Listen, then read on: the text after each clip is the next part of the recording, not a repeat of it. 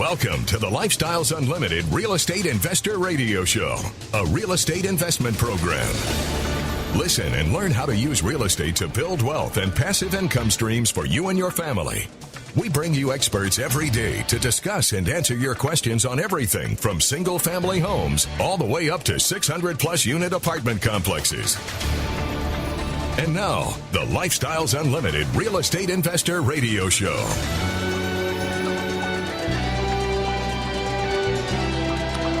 Welcome to the show. My name is Al Gordon, and as always, we're working on your financial freedom. On today's show, I've asked a very special person to join me today. There are people in your life that are there for a reason. I'm convinced of that. I really am. And one of the neat things about what I have been doing with my real estate investing is I've kind of come out of my shell a little bit.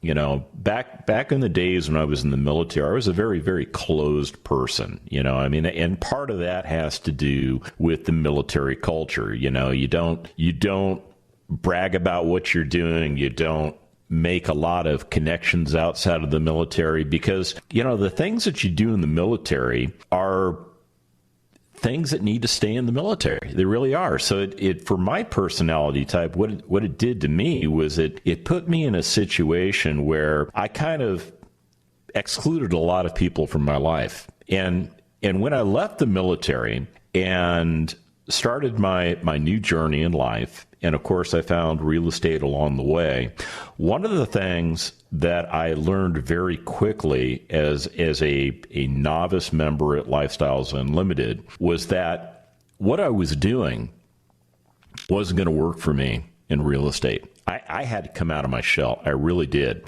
So I came out of my shell and I started meeting other people. And I genuinely had an interest in what they were doing to change their lives. Well, along the way, I met this person, and her name is Ember. And I'll tell you what, this lady has got a lot of things going for her that I don't have going for me. And, you know, every once in a while, you will meet somebody that is kind of an opposite to your personality. But when you meet this person, you start talking to this person, you start realizing that, you know what, they have a lot of skill sets that would benefit me if I just kind of pay attention to what they're doing and learn from them. So what I've done today is I have asked Ember to come onto the show because I think what you're going to find is she's a very bubbly person. She's a very open person. She's a very caring person. She loves what she's doing with real estate investing, and she loves sharing the good news of what we do at Lifestyles Unlimited with other people. So what I'm going to do now is I'm going to bring Ember on so that you can hear what I'm talking about. Ember, are you there? I am. Thank you so much for that incredibly warm welcome. I really appreciate it. Oh, you're welcome. I hope I didn't embarrass you or anything like that. But, I think that, it's one of those situations. When I first met you, I realized you were kind of my yin to my yang. I don't even know if I explained that correctly. But, it was really neat getting to know you and to really understand that you have a passion for real estate investing. And what I want to get into today is I want to have you talk about what you were doing for real estate investing before.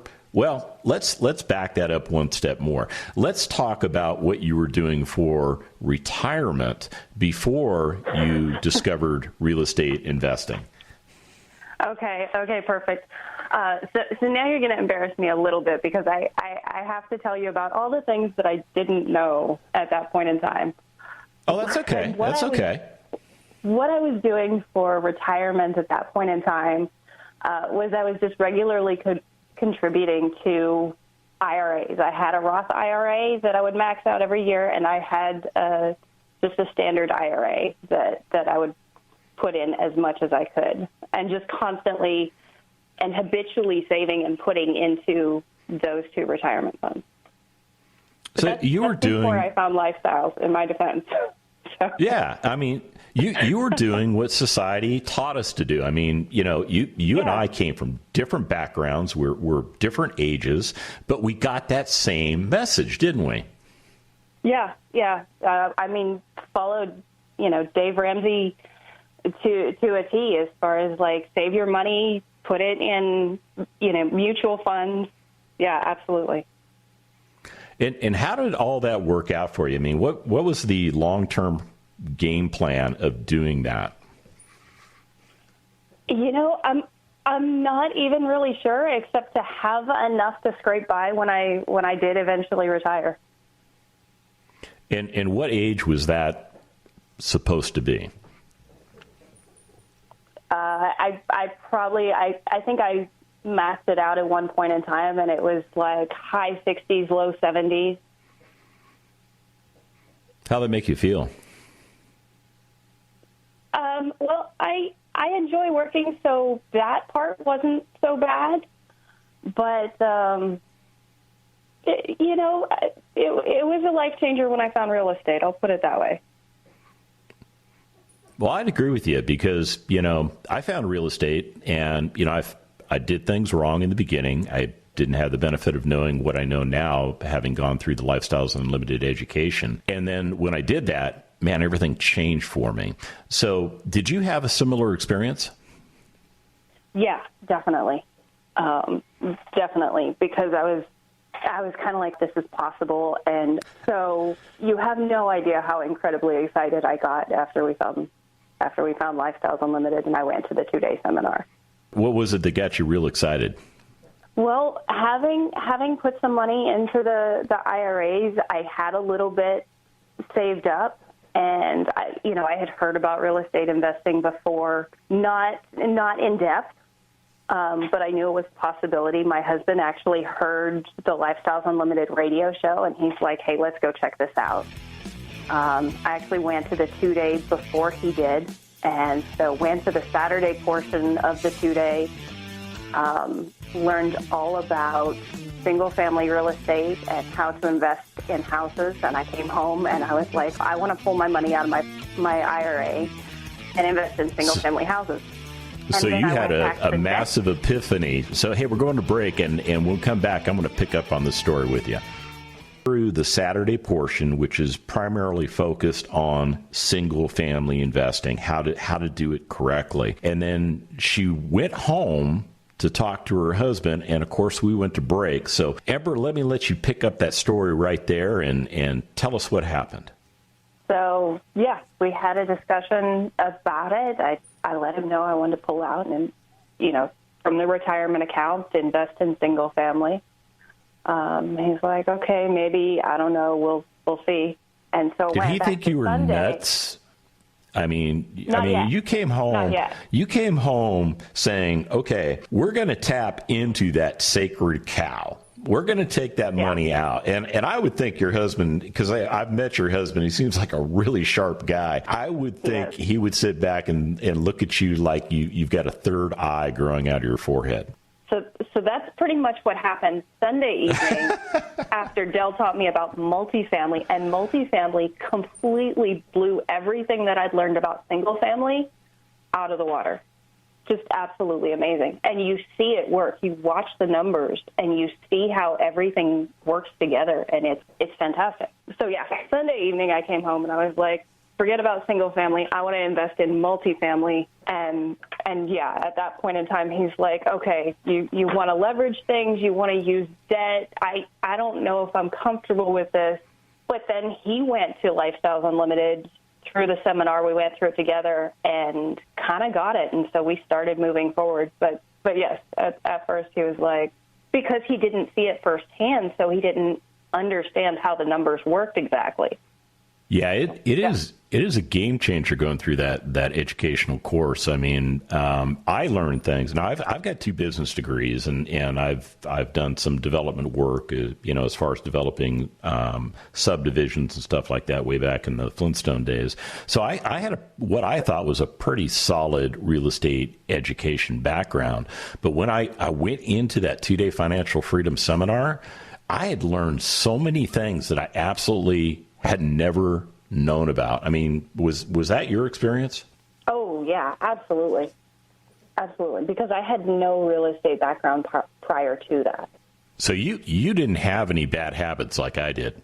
Not yet, nope. Not yet? There's something there. I got to probe into that question. What do you mean by not yet? Well, after I found Lifestyles Unlimited and started learning about real estate, I explored quite a bit more outside of Lifestyles. I checked out some other opportunities, some other groups, and looked into wholesaling to try to increase the money that we could use for investing in buy and hold real estate the way that Lifestyles teaches. I may have developed a few bad habits that way initially, okay. Just because you end up spending so much in marketing. If you're doing something like that, it's very difficult to keep the checkbook balanced and make sure that you're still making money instead of bleeding money. But it was definitely a learning experience.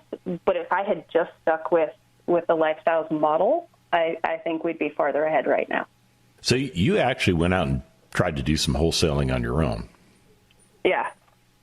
Did you find that by doing that, it was like taking on an additional job? Oh, absolutely. Absolutely.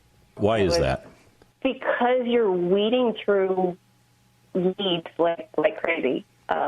You're putting together mail margin. It is a job. It's almost a 24/7 job because you're spending so much time and energy trying to get that marketing out.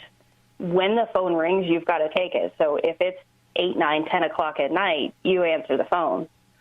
And then the rest of the time you're trying to fill that lead bucket. And it's only, a 1% return that you get calls from. And so many of the calls are people that aren't really sure if they want to sell their house. They're just kind of testing the water. And so it's a lot of sorting and filtering through to find that occasional one good opportunity. And then when you find that one good opportunity, you've got to find somebody to essentially assign that contract to who's willing to pay you whatever rate. And you've got a short timeline, do you not? I mean, when you're wholesaling, you don't say, hey, I'll find you somebody in the next 3 months. You say, I'm going to find you somebody a lot sooner, right? Well, first of all, you basically commit to buying the property, and then you find somebody else to assign the contract to. So you can have an option period, but that option period is only good for like a week to a month. So you need to know within that time frame if you've got somebody that wants to actually take that property down. You have a pretty short turnaround. What do you think is the biggest pitfall with trying to do wholesaling? The income is not at all consistent. It's hills and valleys. And your marketing, if you're doing it right, your marketing expenses are consistent, but that's not always lower than the income that you're bringing in. And that's kind of what we ran into, is that we were spending so much in marketing, we ended up bleeding money instead of making money. And so it lengthened our time to retirement instead of shortening it. Yeah, I guess that makes sense. I never considered doing wholesaling, but I kind of looked into it just because I didn't know what it was, and what I found was that it was a time intensive process where you're trying to find a property that potentially could go for sale, and then that costs money to do that, and your time and things like that. So I determined that wholesaling wouldn't work for me. But when we come back from the break, I'm going to talk about investing.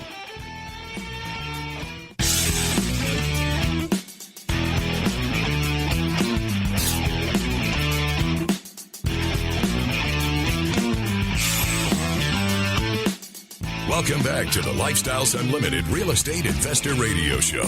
It's time to turn up the volume and fine-tune your passive income plan so you can create the lifestyle you've always wanted. Welcome back to the show. So if you're just joining us, I have Ember on the show with me today. And Ember is just a really neat person. I mean, she's the kind of person that goes out and works on understanding how things work. And as she was starting her real estate investing business, one of the things that she looked into, because she saw it as having potential to provide an extra stream of income for her as she was moving through the real estate investing process, she tried wholesaling.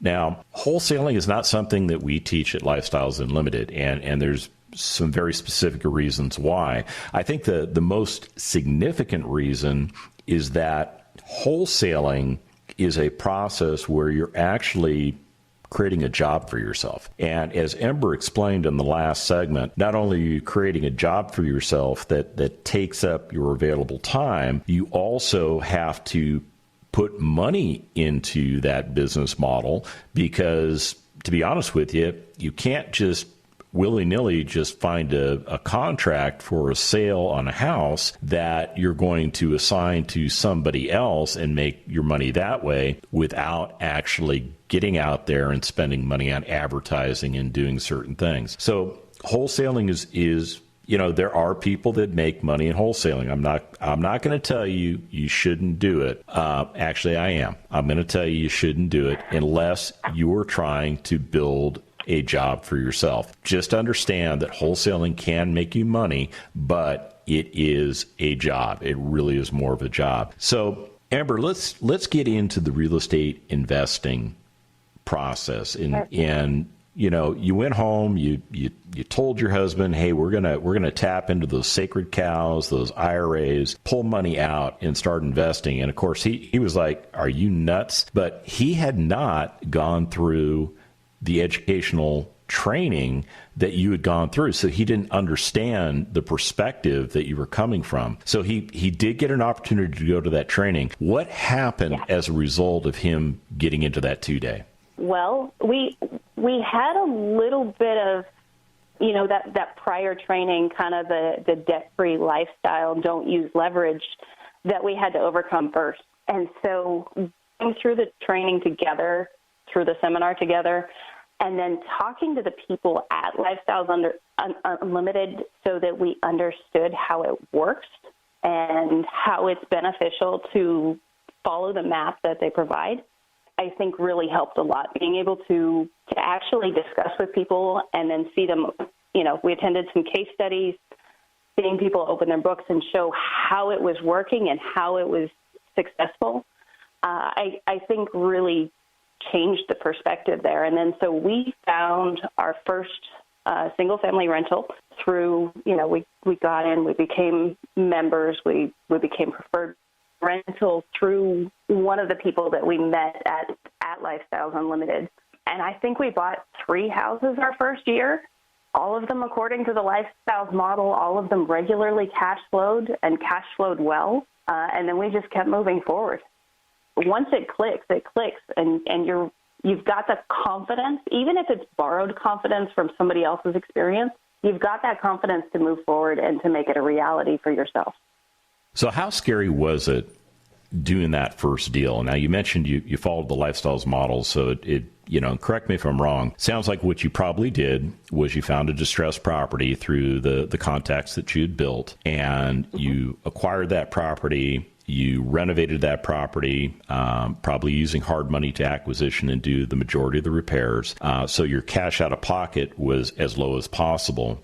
You found a great resident for that property who really wanted that property because you created the best product at the best price. And at that point, you went back out and you did a conventional loan to eliminate that hard money loan and put that long-term financing on it. How difficult was it to do that?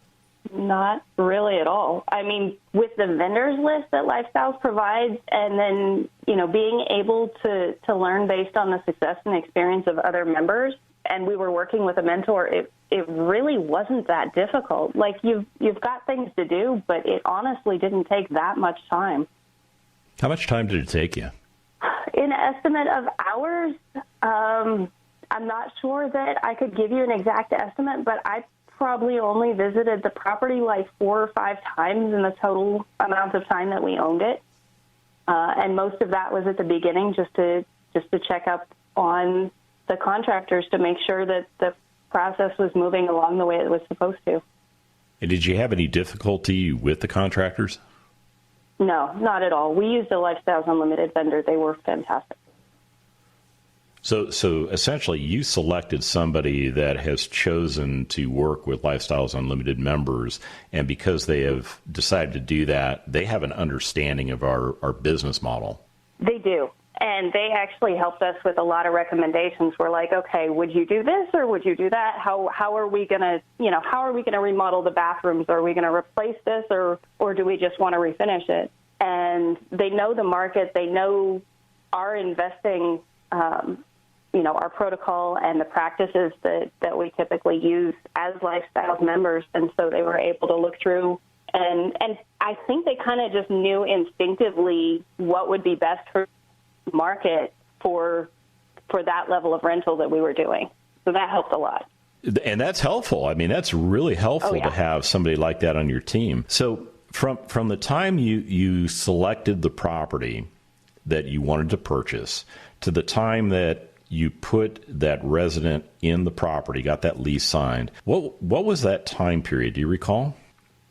If I remember correctly, I think it was about 7 to 8 weeks. That's not bad. No, not at all. And you're not really doing much other than really just kind of orchestrating the deal and popping in from time to time just to make sure everything is running smoothly? Yep. And you've got great members on your team that understand what you're trying to accomplish. And, of course, they're going to make money based on the fact that they're providing, a service for you. But let me compare that to wholesaling. Okay. What was the timeline like? So you spent about 2 months getting this property up and running. How long would it have taken you to do wholesaling to replicate the amount of money that you're making off of rehabbing and providing a great property for a great resident? Can you ask that another way? I'm not sure I understand the question. I'm not even sure I understand the question. Oh, man, I'll tell you what, my brain is like, I think I'm missing a couple of, synaptic fires there. I'll tell you what I'm going to do. When we come back from the break, I will restate the question so that even I understand it, and we'll get it figured out. Stick around because you're going to want to hear this answer.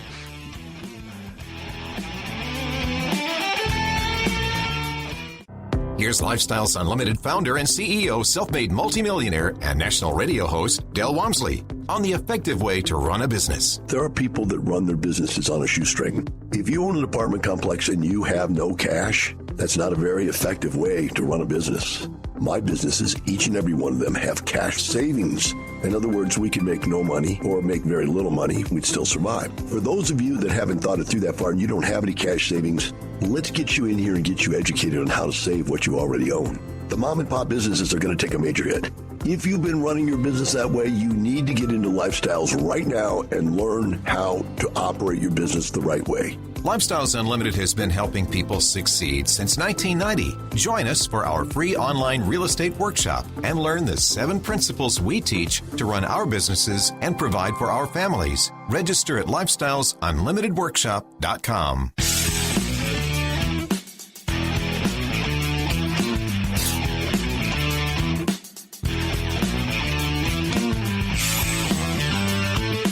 We're back with the Lifestyles Unlimited Real Estate Investor Radio Show. We're here to answer your questions and help you become financially free.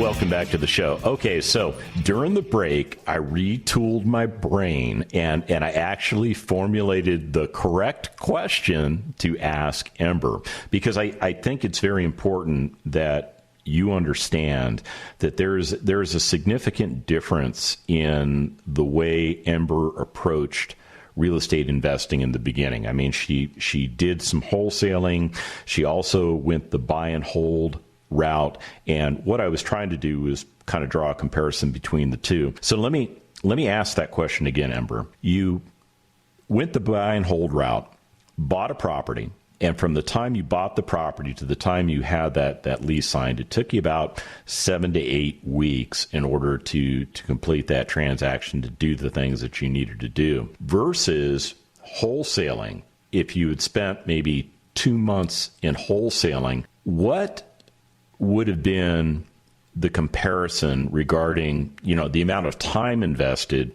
and the return on your investment? With wholesaling, it was basically a 9-to-5 job. It was all day, every day. Whereas with this, it was maybe 2 hours a week. So there you have the time investment. And as far as the financial return, I would say in our first 2 months of wholesaling, we didn't make anything. It took probably 6 months for us to get our first lead that actually panned out into becoming a wholesale.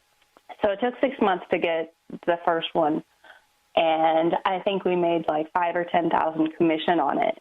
But if you want to compare that to a buy and hold rental, I think we captured about $25,000 in equity on our first buy and hold rental. So really, there is absolutely no comparison between the two. And that's not even counting the cash flow, which I think was between $400 and $500 a month on this one. And if you even figure conservatively at $400 a month, that's an extra $4,800, almost $5,000 a year just from the cash flow. Plus, there's other ways that money's made in single family as far as buy and hold, such as the property appreciation values and such, where it continues to go up. So there really is no comparison between the two. And that's why I stick with the buy and hold model.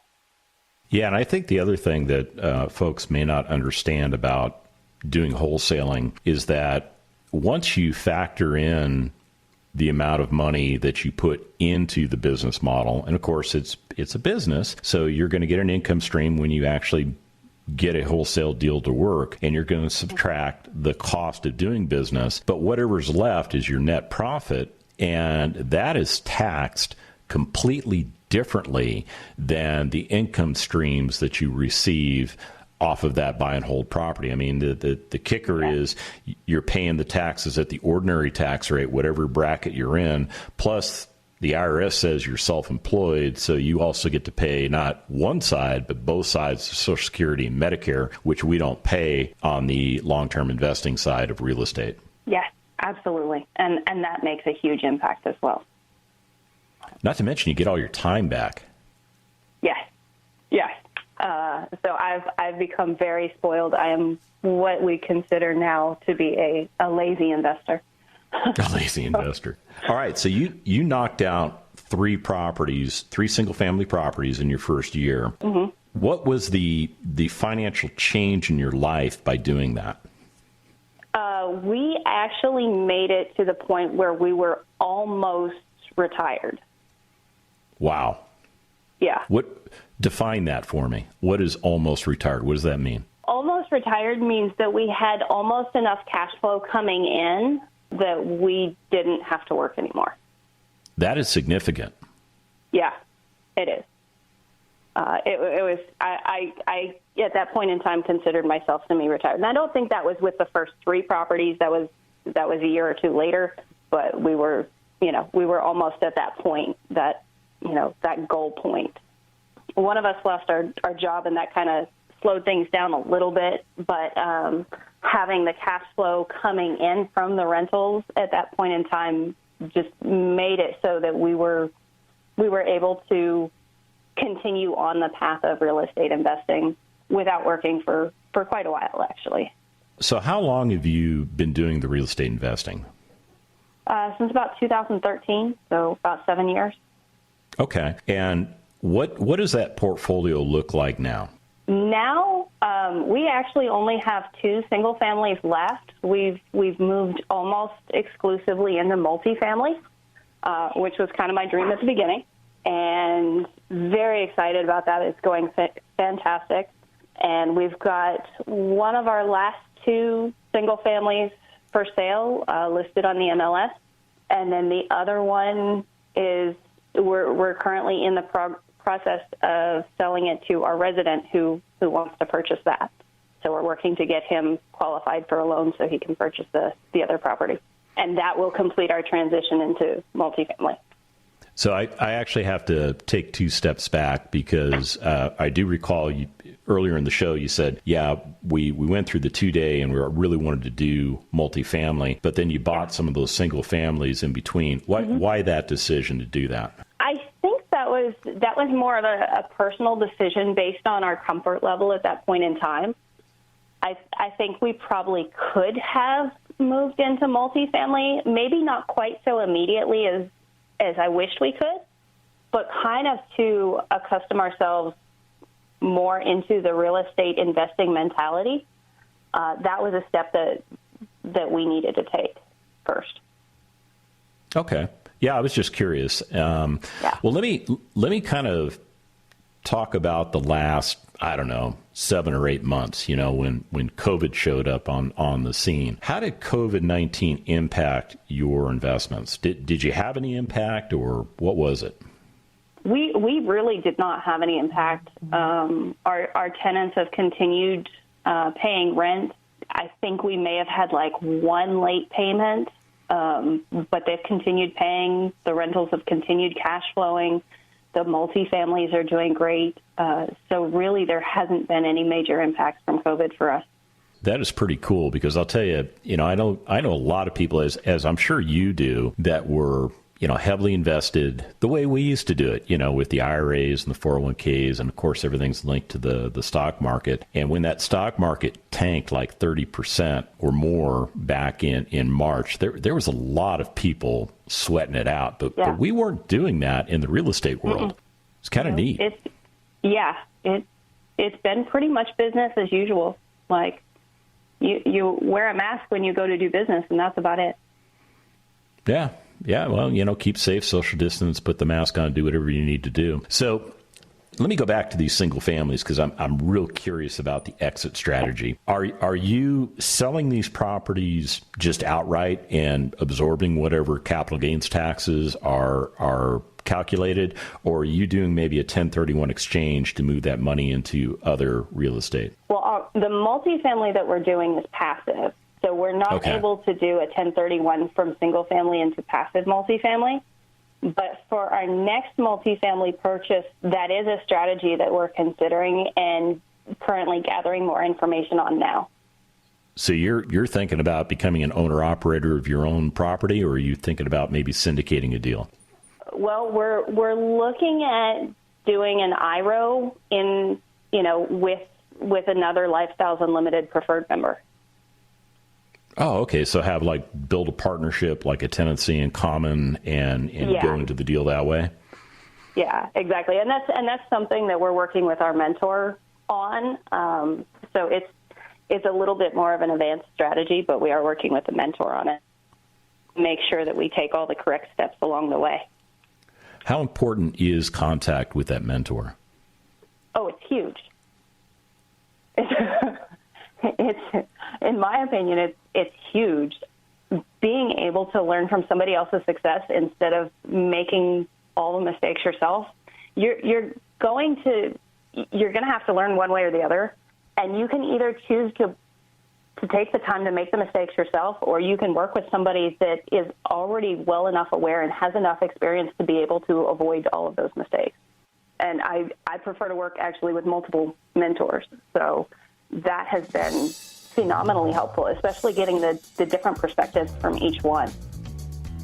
Yeah, I agree with you there. I mean, I'm doing the exact same thing that you're doing. I'm probably working maybe with some of the mentors you're working with. Who knows? But I'll tell you what, I want to thank you for your time on the show today. I learned a lot from you, as I always do. And for those of you in the audience, go to freeworkshoplivestream.com to get started. And remember, it's not the money, it's the lifestyle. The Lifestyles Unlimited Real Estate Investor Radio Show is for entertainment purposes only. Please consult a professional regarding your personal investment needs. Nothing presented on the Lifestyles Unlimited Real Estate Investor Radio Show constitutes an endorsement, recommendation, offer, or solicitation to buy or sell any product or security.